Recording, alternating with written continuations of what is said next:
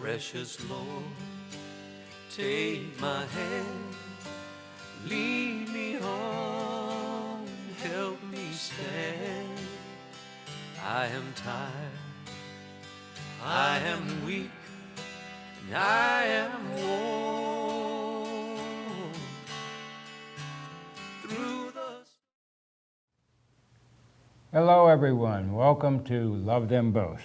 This is a talk show and documentary show presenting the true moral and spiritual solutions for our troubled youth, national problems, and global crisis. This election coming up in November is an opportunity to change the Democrats' far-left policies of President Biden, AOC, and Kamala Harris's in this midterm election for Pennsylvania. And if we don't do it now, we'll have to wait another 4 more years to make a chance, to have a chance, another chance. In over 60 years, Democratic policies have run American cities, Detroit, Baltimore, Chicago, resulting in youth violence, sanctuary cities, weak prosecutors, spreading crime. And gosh, in Pennsylvania here, Josh Shapiro, Democratic candidate for governor, is deeply involved in the Democratic policies that are ruining the public schools, resulting in violent, suicidal, and troubled youth. Mike Gallagher presented I think it was a video from Citizens for Sanity with a statement that the U.S. crime had been decreasing for 30 years when children had non-denominational prayer, Bible reading in school. Now these things are good because they give meaning to life. You don't do it without God. I mean, in a generic way, these things gave an opportunity for them to have meaning in their life. Just having the prayer there, the generic prayer there, and the recognition of God. And the 10 Commandments on school walls gave moral authority for right and wrong that children need.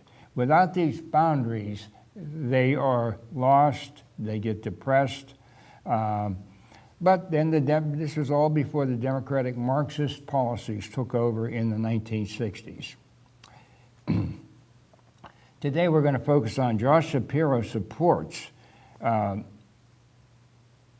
Democratic policies for Pennsylvania, AOC, Biden, Kamala Harris, illegal immigration.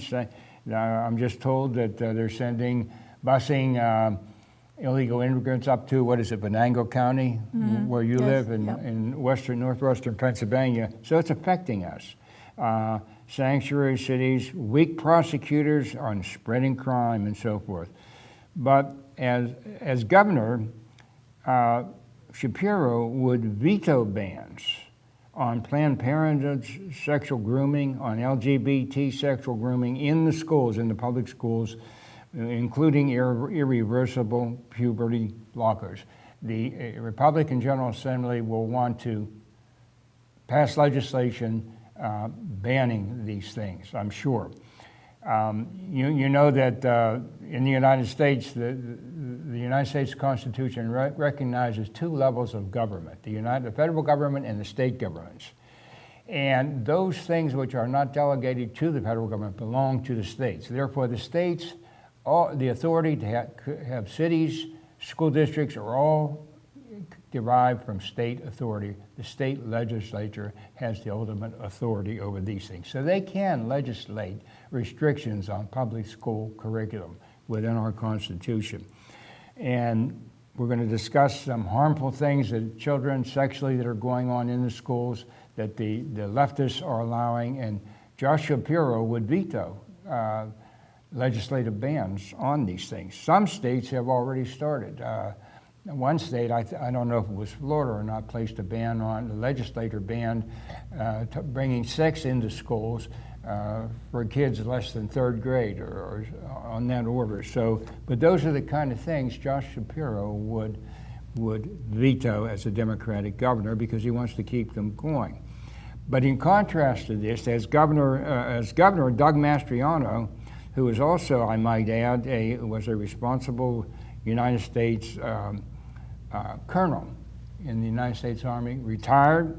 He would not veto legislation banning these things, banning school sex grooming by Planned Parenthood or LGBT, which has irreversible consequences. The puberty blockers and sexual surgery that LGBT promotes. So now this show, we're going to have on the line from time to time on the show. I'll ask the production engineer, to put on the helpline, pregnancy helpline, maybe every 8 minutes or so or 10 minutes or so.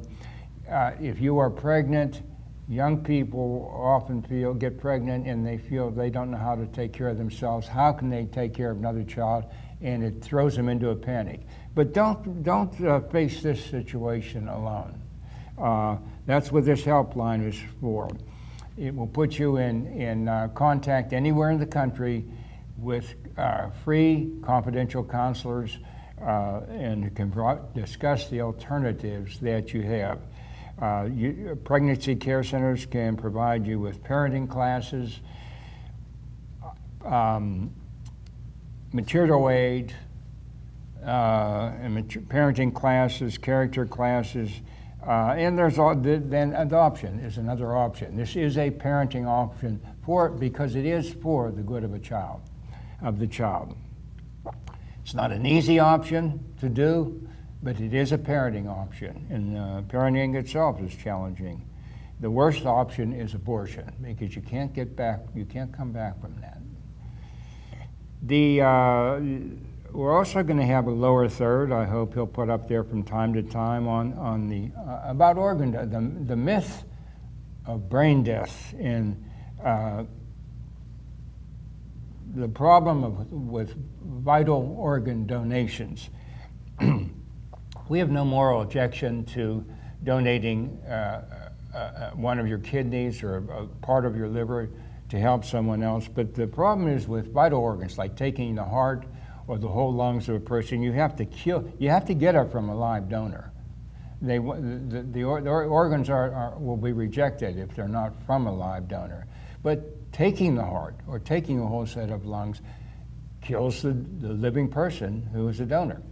And they made up the excuse, myth of brain death. Well, if your brain's not giving detectable brain waves, then maybe you don't. Maybe you're dead. That's a kind of a death. Well, that's not true.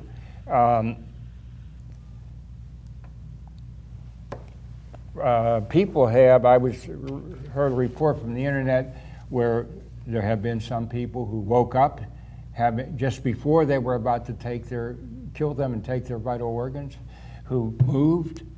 So in brain death, I believe it's more like being unresponsive, and in unresponsiveness, people can know what's going on. Finally, never volunteer for vital organ donation.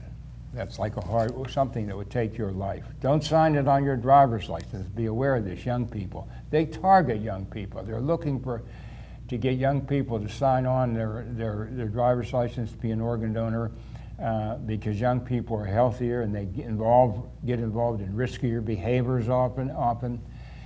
And these contract, being an organ, is kind of like an irrevocable contract. I don't think you can get out of it.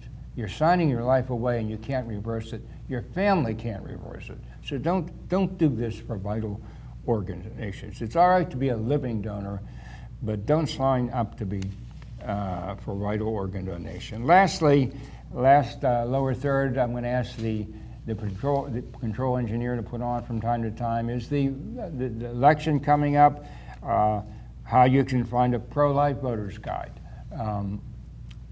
where you can get it online and request it. Okay.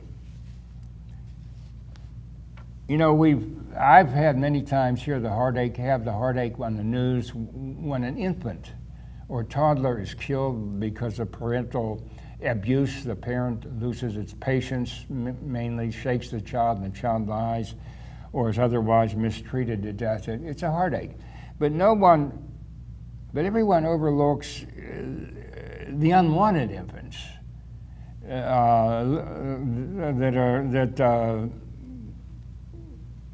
unborn unwanted infants, a little smaller, but they're still infants, and no one's grieving for them, and we should. I do.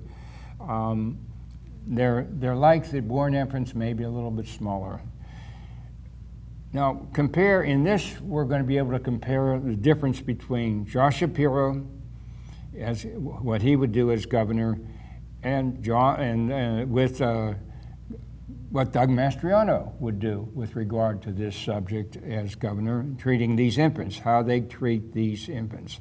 Doug Mastriano is pro-life. He's conservative, pro-life, and I believe the he will try probably to get the Republican legislatures to ban what you're going to see now, the experiments and things that have been going on at Pitt, these unwanted infants. So if I can ask the control room to play the Pitt UPMC fetal PSA. The University of Pittsburgh is a hub for some of the most barbaric experiments carried out on late-term aborted human infants. This photo from an experiment published by Pitt scientists in 2020 shows the scalps of 5-month-old aborted babies grafted onto the backs of lab rats, growing the aborted baby's hair on the rodents. You can see the premature baby, aborted alive via labor induction, under surgical drapes with the umbilical cord off to one side as the baby is cut open to harvest the liver. The Pitt scientist who invented this experiment received nearly $3 million from the NIH. Those are just a few of the recent fetal experimentation projects at Pitt. It's been going on for decades, sometimes on babies delivered alive during later abortions. This is archival footage from the experiments filmed in the 1950s by Pitt's Dr. Davenport Hooker, who obtained live fetuses from abortions at Pitt's hospital and tested their reflexes until they died. A Pitt nurse testified in 1972 before the Pennsylvania legislature that she saw live fetuses from abortions being packed in ice and shipped off for experimentation at the university. Well, there you are, folks. There is a difference between how Governor Mastriano would treat these unwanted infants and how a Democratic governor, Shapiro, would treat them. Governor Mastriano, being pro-life, would seek to ban these things at Pitt and Planned Parenthood.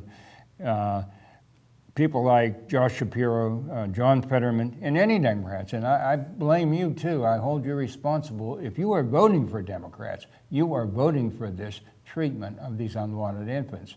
I don't know whatever else you think they have to offer, but you can't escape this fact of what abortion does to human life. Okay, so Shapiro opposes well, let me say that as Attorney General, Shapiro prosecuted Roman Catholic priests, clergy, for sex grooming young people or children and abusing them sexually, I guess.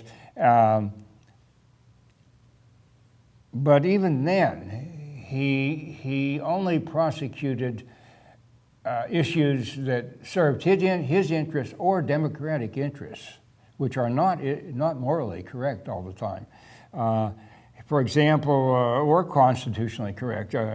Shapiro, even as Attorney General, was suing nuns to take away their freedom of religion to prohibit birth control in their insurance policies.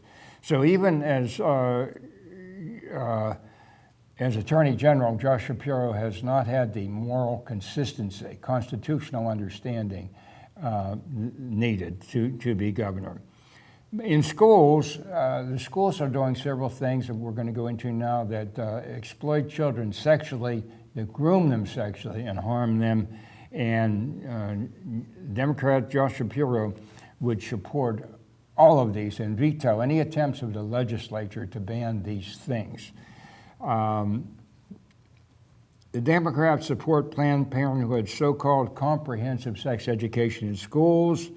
Now, this sex education arouses children, stimulates their premature sexual awakening, which leads to terrible addictions, awakening their sexual desires by salacious exposure to sex at a premature age. And Shapiro, supporting all this, as governor, would veto any attempts to stop this. To give you an example, just one example of what Planned Parenthood is doing with young children, we're going to show you the homosexual issue in a video, a PSA called Take Care Down There. This is from Planned Parenthood's Teen Wire website for teenagers. Could the control room play the PSA Take Care Down There? And in 2009, Planned Parenthood will receive approximately $1 million every single day from the American taxpayer. That's $1 million every 24 hours. That comes directly out of your paycheck and mine. Now, what you may find interesting is how your money is being spent. To give you just one example, we're going to show you part of a website that Planned Parenthood launched in 2008 called TakeCareDownThere.com. The clip is titled, "I Didn't Spew," and I warn you, many of you are going to find it highly offensive, and you're going to find it especially inappropriate for children, despite the fact that is exactly who Planned Parenthood created it for. As you watch this piece, remember, you helped pay for it.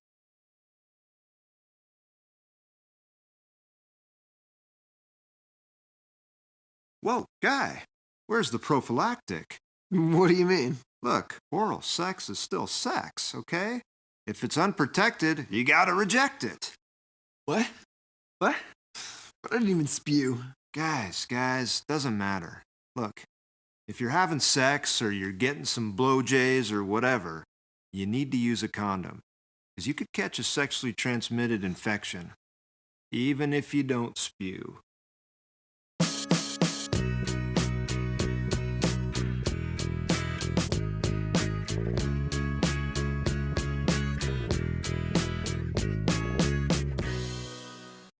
There you are, folks. You can see how Planned Parenthood uses quite artistically, appeals to the senses of young people in their presentations quite effectively. And as I said, their comprehensive sex education stimulates a premature sexual awakening, which can affect you the rest of your life. The fact is that abortion providers know, it's well known in the pro-life movement and by abortion providers, that when Planned Parenthood sex curricula exists in schools, in the lower grades, they'll get 3 to 4 times more abortions out of that school in high school or the higher grades. So this comprehensive sex education is not helping people not have sex. It's actually, sex is a powerful force in its own right. When it's stimulated, it's causing them to have more sex. And Josh Shapiro supports Planned Parenthood in the schools. Doug Mastriano would not. He would, in the General Assembly, when the General Assembly, Republican General Assembly in Pennsylvania comes to prohibit it, as the legislature, Doug Mastriano, as governor, would endorse that, sign that into law. Josh Shapiro would veto it. And that's exactly why he wants to be governor, to stop pro-life and conservative principles from taking effect. In many cities, we go on here, in many cities, black abortions outnumber the live births as much as 3 to 1. You may have heard this. In New York, places like New York, Atlanta, big cities, the blacks girls have more abortions than they do live births, 3 to 1. The question is why? Why would this happen? In 1987, a group of black ministers, parents, and educators sued the Chicago Board of Education. They charged that Planned Parenthood school clinics that not only violated state laws against fornication by promoting it among children, but were made a pernicious effort to destroy the fabric of family life among black parents and their children. And they wanted to take control of the black population from the parents and ability to socialize children. The left wants to destroy the nuclear family and has been very successful at it. But without that family to raise and socialize children, we have crime, suicidal youth, and the youth problems that we're having. The results have been disastrous. We have youth crime, drug gangs, without parental supervision, raising children, drugs, suicidal children from a lack of meaning in life. In most black communities today, abortions outstrip births by, as I said, as much as 3 to 1. For example, parents in Minneapolis said the Planned Parenthood school clinics and birth control and their so-called comprehensive sex education seemed like a good idea. Always, because there were always some girls getting into trouble, so to speak. But now, they say, since the result of this comprehensive sex education, Planned Parenthood program, curriculum in the schools, getting trouble is normal now in the schools. One mother says, I get scared sometimes. It's like we opened this Pandora's box. They were given, our daughters were given information as bad as the Ku Klux Klan, or maybe worse, because it's slick, sophisticated, and dolled up with statistics and surveys. But it's as ugly as apartheid beneath. Well, here we have it here again. As Governor Doug Mastriano would sign bans that the legislature places prohibiting Planned Parenthood in the schools anymore, Governor Shapiro would veto it. That's why he wants to, such bans, that's why he wants to be government. He says so. So with that, I've covered that topic fairly well, I think. The next thing I want to take a look at here is this matter of transgenderism, and I'm going to discuss with my guest today, Diane Gramley. She is director of American Family Association of Pennsylvania and is quite an expert on LGBT affairs. Thanks for coming today. Glad to be here. Okay. And you just said your husband said that it was up there, and going back a minute, in Venango County, they began to bus in illegal immigrants from the southern border, and now your places are getting overcrowded up there. Yeah, absolutely. They're targeting, I mean, the Biden administration is targeting not only the larger cities, but they're distributing illegal aliens throughout the country, and many times targeting more rural counties. And I believe part of that is in anticipating that they'll be able to flip those counties from Republican to Democrat. Red, because the rural countries are the counties are the ones who. That's interesting. And that's So I think that's one of the roles of this, or one of the reasons that they're doing this. Yes. Of course, this started back in Obama. With Obama, he was doing the same thing. Yeah. So it's not a new strategy, just a well, there is voter fraud, and this is a form of illegal. You can't say that now. This is a form of voter fraud. Yeah. They're trying to change the electorate. Yeah. That's what all this illegal immigration is about. It's interesting that Pennsylvania is, I mean, this wasn't part of the topic, but Pennsylvania is part of ERIC, which that's an acronym, and I can't remember exactly. It's electronic keeping track of the voter rolls. One of the questions of the ERIC does not require counties to ask is whether that person who is registering to vote is an American citizen or not. Yes. So they're trying to undermine America at the voting booth. Yes, absolutely. So, okay, well,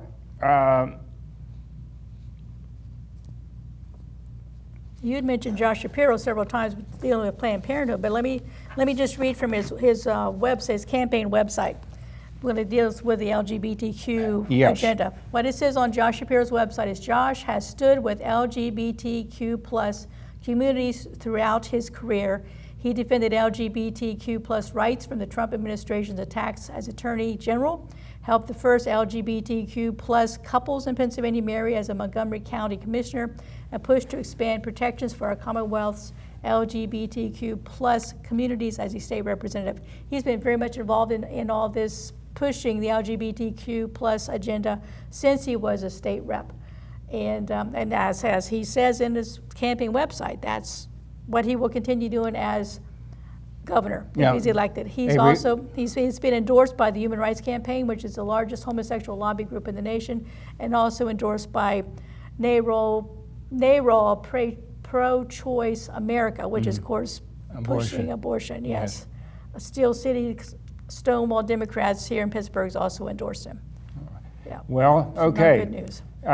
No, it's not good news. I didn't know that about the red counties. We got to pray about that. We have to stop it, and it starts with prayer. That's the devil is in control of people in this world, but God's above the devil. In control of everything, yes. Yeah. Absolutely. So all right. One of the things the state legislature, a conservative Republican state legislature would want to do, would be this LGBT. We're going to show you in a moment. It grooms children in a sexual way too, and therefore the legislature, a morally based legislature will ban it.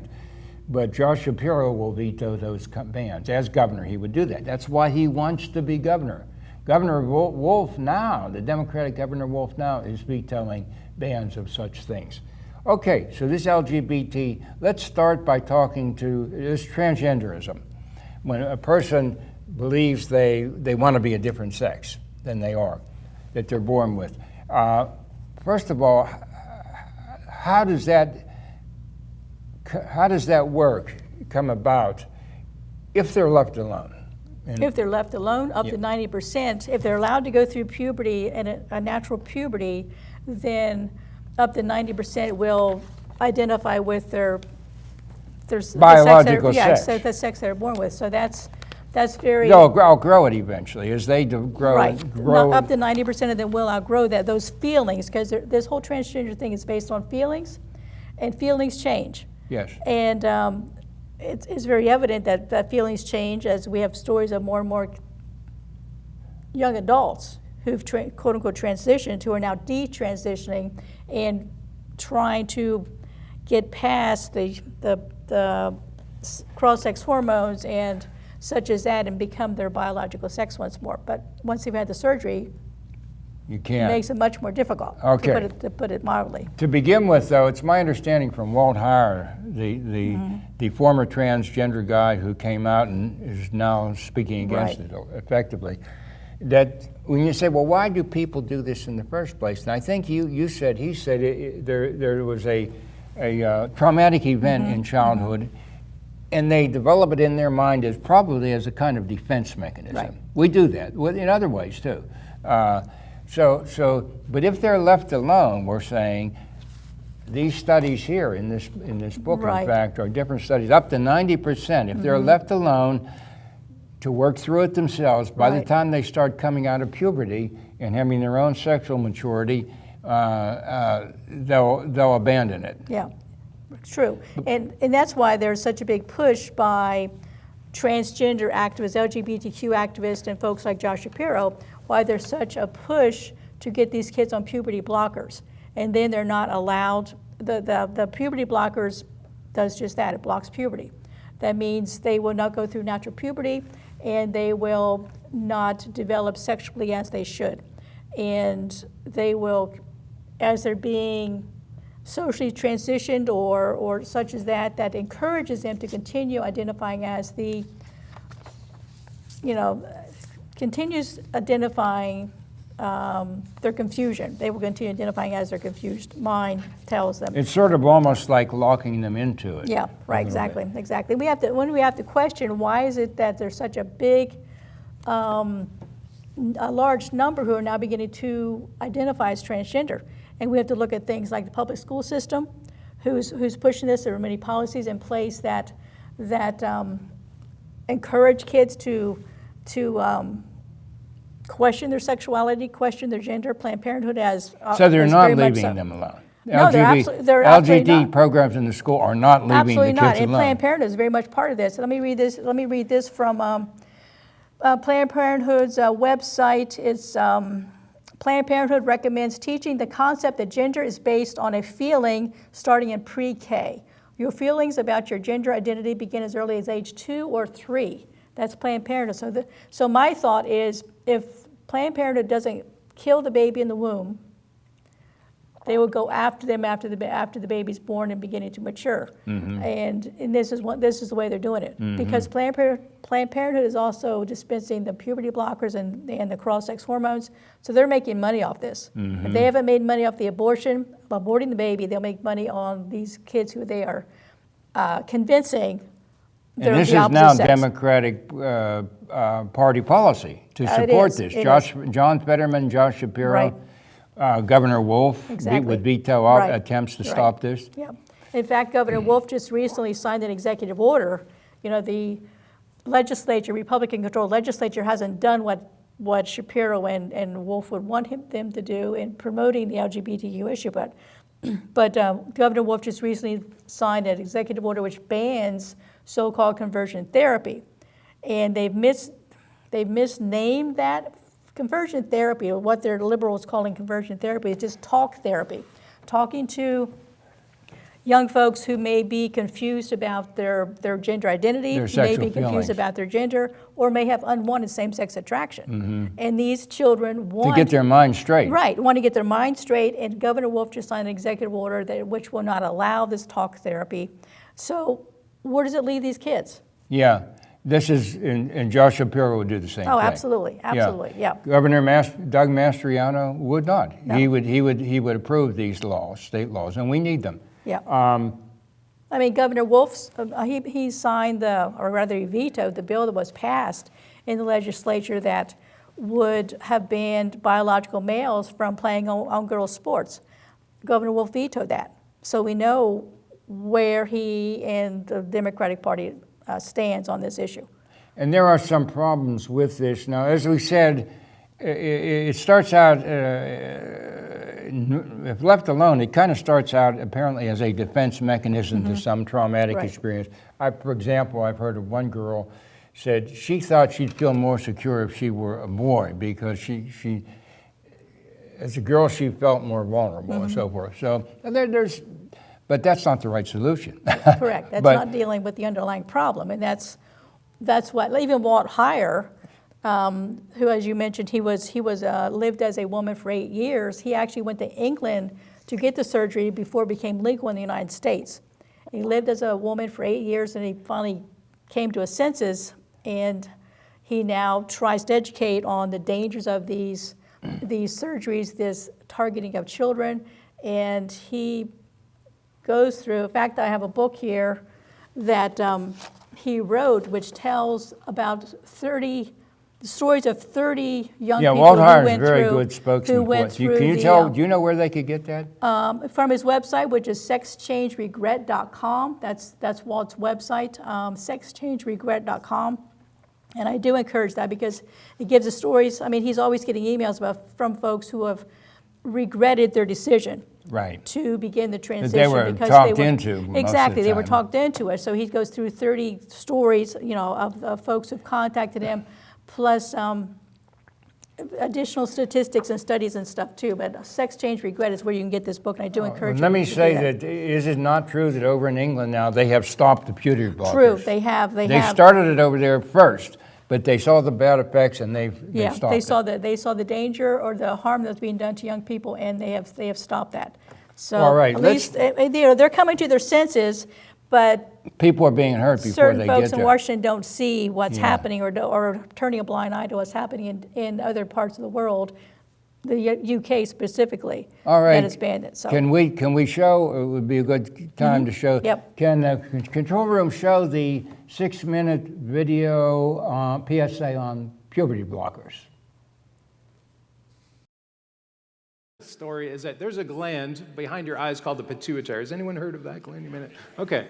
So sometimes called the master gland, and it controls other glands in your body, like the thyroid, for example. It also controls the sex organs, the testicles, to make testosterone, the ovaries to make estrogen. And so normally there's signaling happens, and that's what initiates puberty, and then through adulthood, you have these hormones starting. Next slide. Now that's a mouthful up there, if you can see it. Hypogonadotropic hypogonadism, which basically means there's a blockage there. Right? The pituitary is not sending the signal out. And this is a medical condition that endocrinologists like myself would work up and treat. There's something wrong with the pituitary. It's not sending out signals. And so we're going to treat that by either helping to fix the pituitary or having them get hormones of their actual sex. Next slide, please. Okay. Are there any medications which can cause this condition? There are. Has anyone heard of Lupron before? It's a prostate cancer medication. Why does that work? Well, if you give that medication, it actually blocks the pituitary, and it prevents in the male from making testosterone, and that helps prevent basically the spread and growth of prostate cancer. So there's a legitimate use for doing this in medicine. It's also used for endometriosis, or sometimes kids start puberty at a very young age, say 4 years old. These are all labeled uses by the FDA. Next slide. What about using it for kids, say they're 12 or 13 with this gender confusion? What about stopping puberty so that they can become the opposite sex, theoretically? Is this FDA approved in any way? Has it been tested? It has not. You know, there are a lot of people talking about conversion therapy, and we have to ban conversion therapy, and they're never clear what that is. But here's a clear conversion using chemicals of a person's body, which is extremely harmful. Next slide, please. So what are the effects? Now, the Endocrine Society, which I referenced earlier, and their guidelines, which are all low-quality evidence, say that as soon as the kid develops this and starts pubertal development at Tanner stage 2, that's when you give these medications. What's going to happen? You're going to stop pubertal development. You're also going to inhibit normal brain development and bone development, which I'll talk about.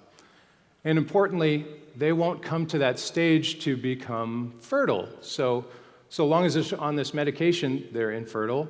If they continue on to hormones, they'll remain infertile. If they have surgery, they'll be sterilized. This is a path towards sterilization of kids. Next slide. Now, how young are these being given? Basically, this is right here in our state, UC San Francisco.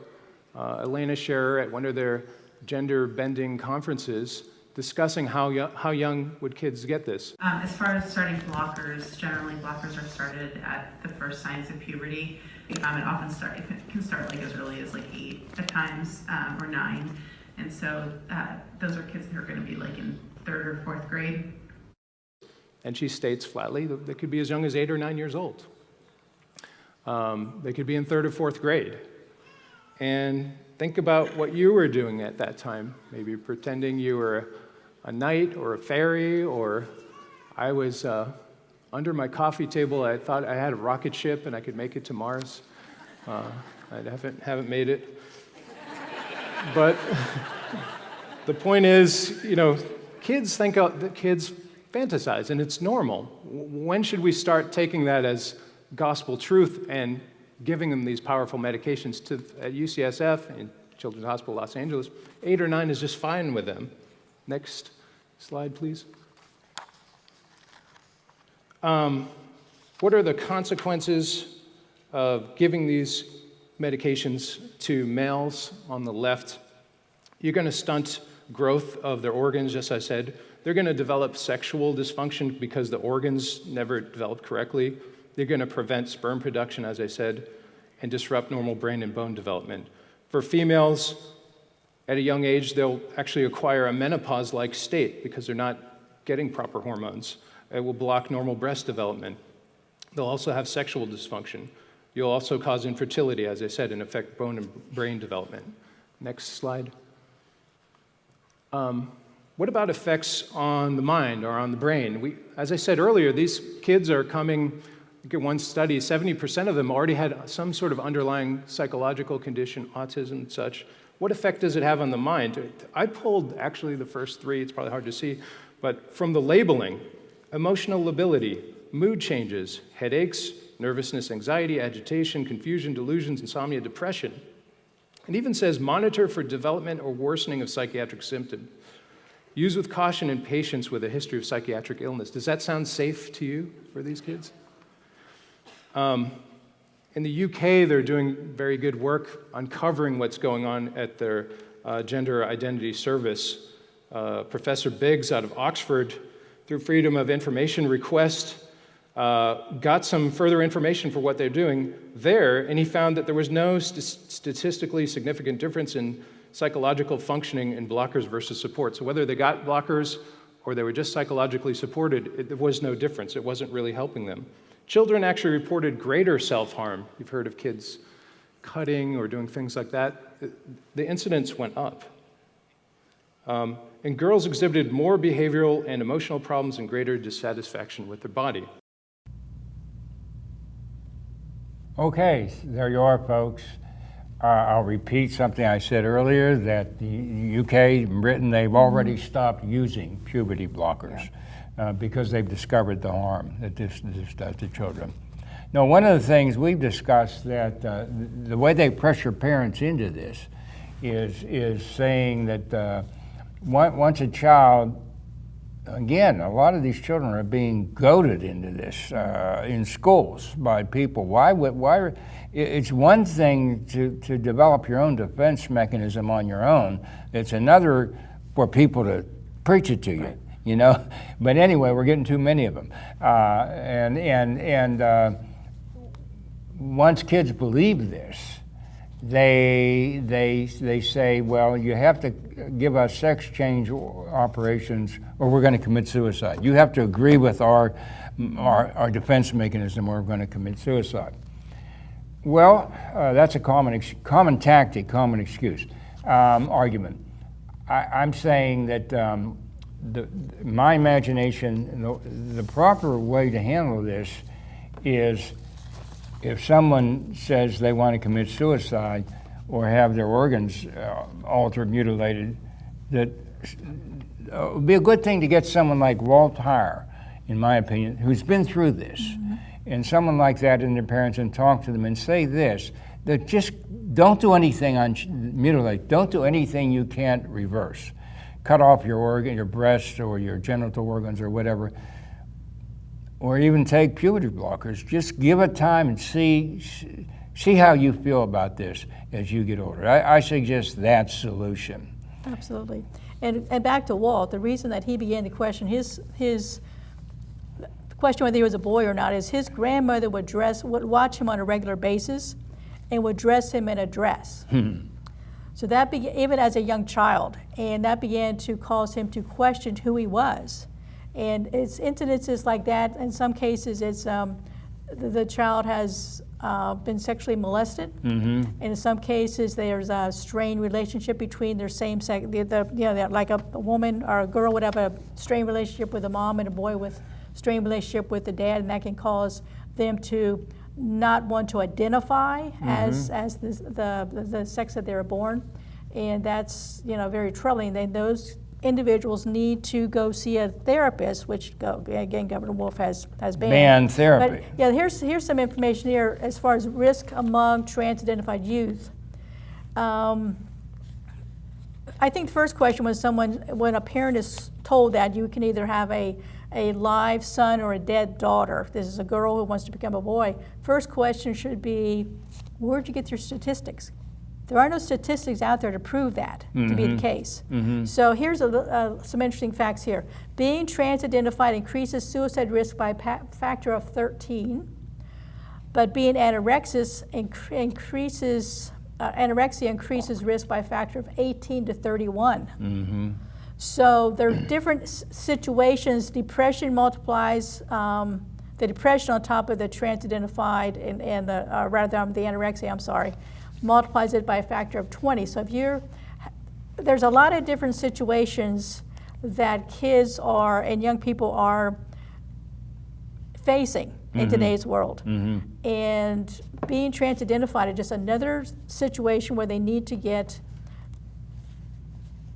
help. Yes. They need to get psychological help. Sound. And it's gender dysphoria that they're suffering from because what they're identifying as, they're born a boy, and they're beginning to identify as a girl. So there's a dysphoria there. There's a confusion there in their mind. Like a defense mechanism. I'm thinking. That's right, exactly. And as they're beginning to enter puberty, these kids who were confused, as they're beginning to enter puberty, that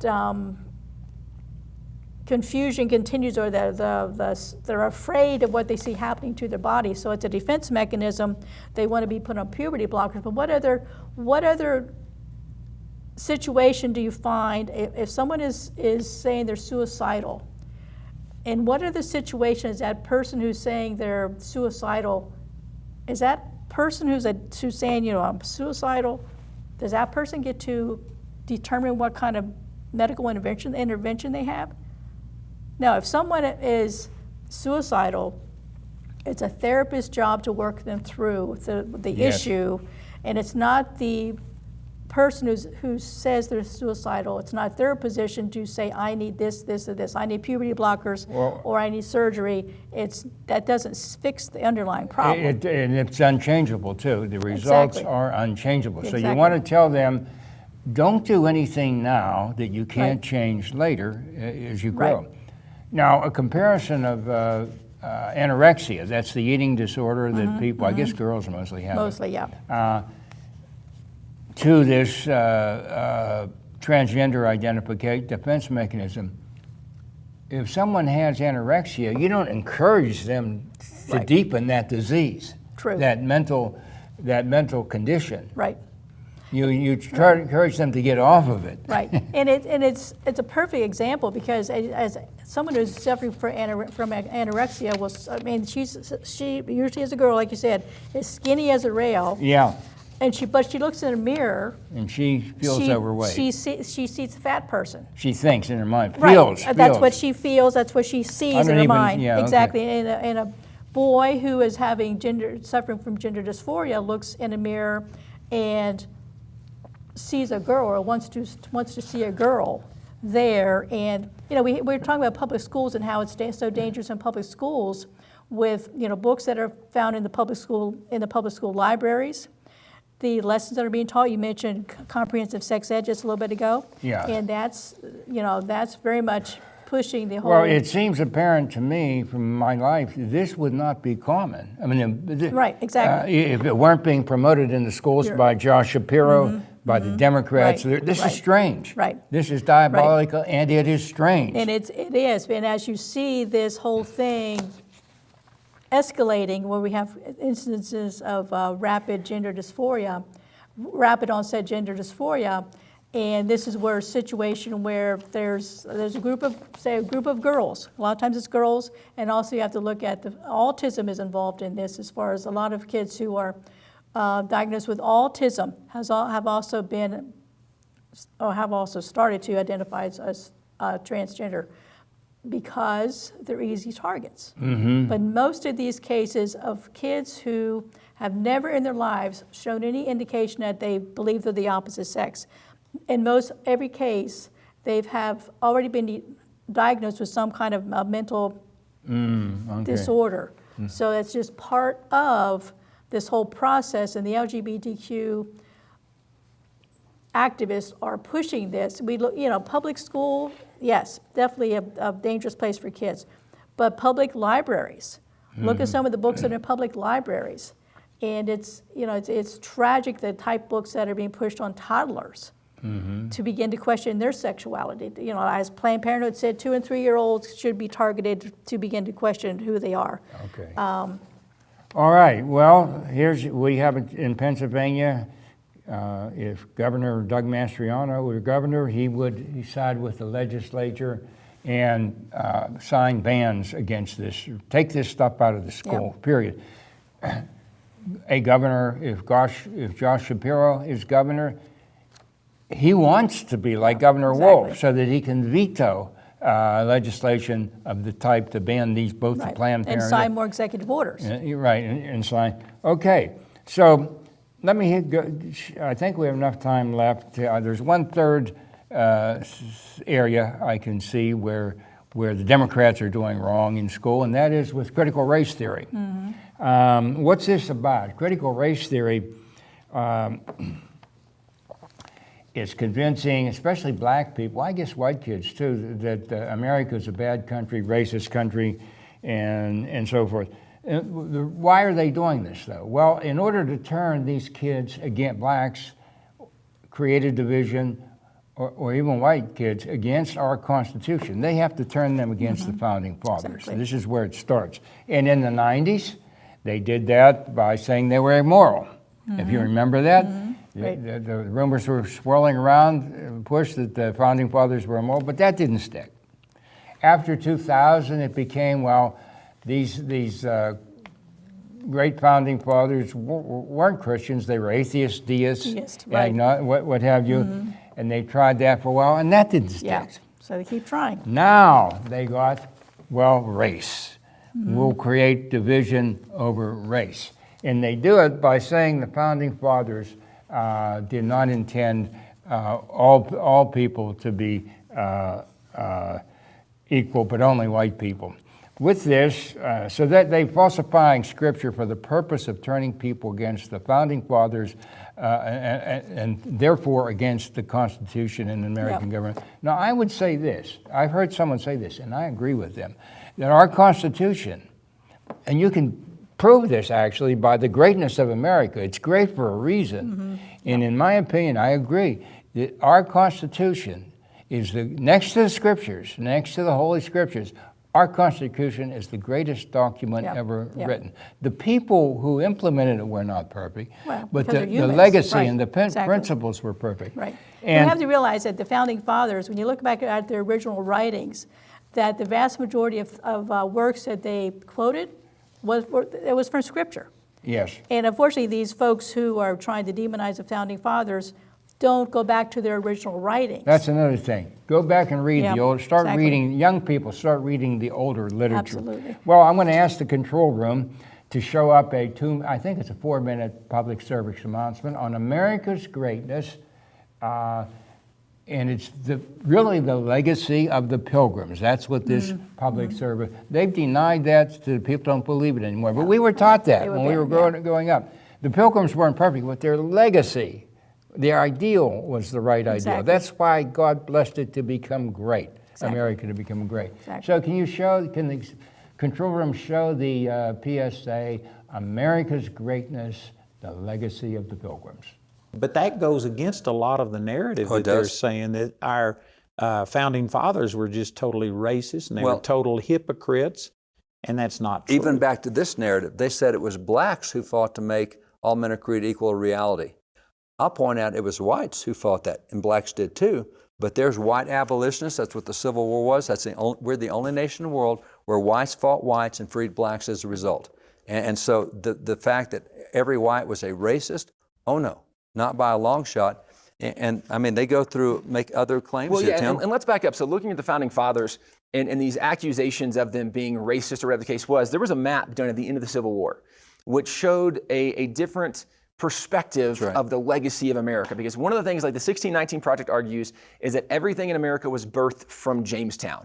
The reality is, America very much is like the tale of two cities. That there were two primary colonies that had an incredible impact on America. One of them was Plymouth, why we celebrate Thanksgiving, going back to the Pilgrims, and one of them was Jamestown.